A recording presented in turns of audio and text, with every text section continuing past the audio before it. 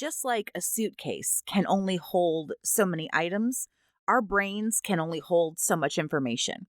And there are those people who can set aside some of what they have going on, take a few sweaters out of the suitcase, help somebody else with what they have going on, put everything back in their own suitcase, and move forward. Narcs have tightly packed suitcases, and so trying to remove any one thing would cause an explosion of stuff everywhere. They have no space left for anyone. They're not willing to try to make any room either. Selfishness. That is what narcissism is truly all about. And there is some psychology and some reasons why narcs have no room for anybody. So in this video, I want to go over some of those things. Number 1, sharing difficulties. Narcs obviously have a hard time sharing anything with other people. They constantly feel like they don't have anything, they don't have enough, or they've been robbed of what they do have. And therefore, with those kinds of ideas implanted in their brain, why would they want to share anything with anybody? They're the ones who are always without, and so they need the time, the attention, and everything in between. They don't have it, they need more, and they are the ones who deserve it. Number 2, massive insensitivity. You can call insensitivity certain things like belittling you or minimizing you and your feelings, marginalizing you, ignoring you, things like that. A narcissist is simply far too focused on what they have going on to be concerned about you. And this comes across as being extremely insensitive, because it is.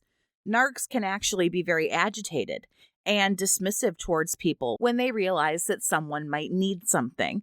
This is a very foreign concept to somebody who's highly narcissistic. They are just too focused on what they have going on. So when all of a sudden you voice a concern, they'll round on you and lash out. Again, they're over in their own brain trying to sort out all of their problems. Number 3, growing resentment. And this is one point of selfishness that I don't think really gets enough attention paid to it, and we don't talk about it enough. Not only does a narcissist have no capacity to give you what you want or what you need, that's what we're talking about here, they actually resent you for what you do get, of course, from other people, because you won't get anything from them. But what you are getting from other areas or what you're managing to get on your own, they actually begin to resent you for. There will be no genuine happiness for you if you get the promotion or hit the lotto or close a huge deal at your business, whatever the case may be. I also believe that we are resented by narcissistic people for our abilities to have empathy and be independent, because these are folks that are so incredibly needy. They need supply to live. They literally cannot live on their own. They need other people to pay for them, to help them out, to boost their ego, to guide them around by the nose through life. And I think that also has them harboring a lot of resentment. But this is huge. And like I say, not something I think is really talked about a lot. They have a lot of resentment towards you. Number 4, reciprocation. What's that? With all that a narcissist expects from you, surely you're going to get that same level of attention and care, right? Maybe. Yeah, probably not. Once again, a narcissist is incapable of seeing if anybody needs anything. Now, I do want to add something here, one point that I really want to make here. I think it's important. I don't think that no reciprocation, I don't think that them not giving anything back is purely a narky thing. I do think that this is a trauma thing. There are people in this world who are so stuck in their own head, stuck in their own problems, stuck in their own trauma, that they literally can't pull their head out of their ass and look around and see if anybody else needs anything. And I know this because I've seen it. I've known people and dealt with people firsthand, and I've thought to myself, wow, they never ask how I am or how work is going. They never check in on me to see if I'm okay. Now, some of these have been romantic partners, friends, and the like, so they never ask if I need anything. No matter how much I do for this person, I just It's just an empty void. It's nothing. I get nothing back. And I'll be honest, it made me stop asking them how they were. It kind of made me stop caring about them. I'm not saying it was right, I'm just saying what I did. I took a big step back from some of these people. Now, I'm not sure that I would call them narcissists, but having studied all this, I can see that these individuals had gone through some trauma. And looking back, they probably haven't been the same since they went through that trauma, but I'm getting carried away here. Again, it's not strictly narky. I've seen folks get so deep in their own head and so deep into their own bullshit that they are quite literally useless to other people. They're walking around all day long with their insecurities. They need feel goods. They need to feel better. They're trying to fix themselves and they can't do anything for anybody else. Now, I think all narcissists do this, but I don't think everyone who does this is narcissistic. I hope that made sense. I'll get over my rant. If you agree with my theory here, let me know down in the comments. If you'd like some information on speaking with me one-on-one to get some support for dealing with a toxic narc, you can get all that information. It's on the screen for you now to get started. All of that information is also down in the video description. Number 5, personal priorities. I think this is one of the most frustrating things about dealing with a narcissist. It's they don't care at all about what you need, what you want, what you have going on. But it's not as if they don't know that wants and needs exist because, boy, they sure as hell know what their priorities are. They sure know what they need, what they want, what they desire, what they deserve.